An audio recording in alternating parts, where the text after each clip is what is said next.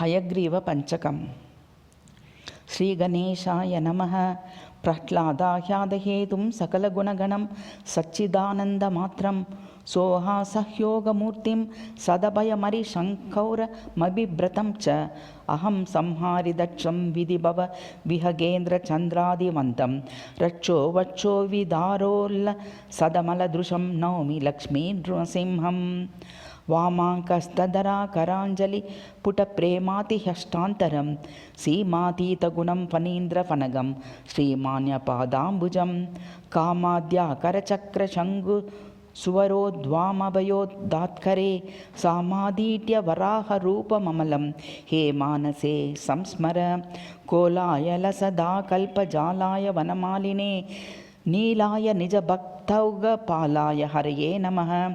दात्रीं शुभगुणपात्रीमादाय शेष विबुधमोदाय शेषे तमिददोषे दातुं हातुं च शङ्किनं शङ्खे नमोऽस्तु हरये युक्तिगिरये निर्जितारये समस्तगुरवे कल्पतरवे परवेदिनाम् इति हयग्रीवपञ्चकं सम्पूर्णम्।